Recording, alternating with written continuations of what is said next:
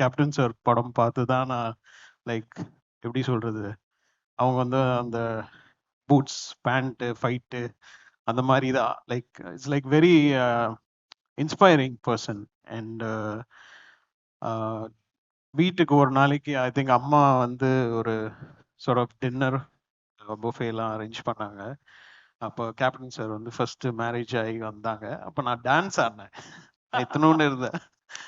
அவங்களுக்கு வந்து என்ட்ரி ஆகுறாங்க, சரி சொல்லிட்டு டேடியோட பாட்டு போட்டு நானு என் கசின்ஸ் எல்லாருமே வந்து டான்ஸ் ஆடினோம்.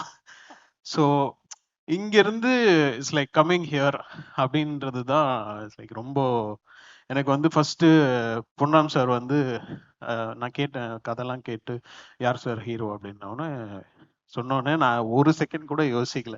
நான் பண்றேன், நான் இது இல்லை நான் இருக்கணும் அப்படின்னு நினைச்சேன். பிகாஸ் ஏன்னா அவ்வளோ அவ்வளோ எப்படி சொல்றது, அவ்வளோ பேருக்கு நிறையா ஒரு பில்லரா இருந்திருக்கிறாங்க.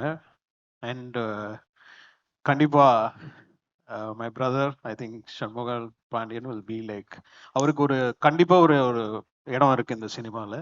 அண்ட் சரத் சார்லேருந்து நான் ஸ்டார்ட் பண்ணி இன்னைக்கு சண்முக பாண்டியன் எனக்கு மியூசிக் பண்ணுறதுல ரொம்ப சந்தோஷம்.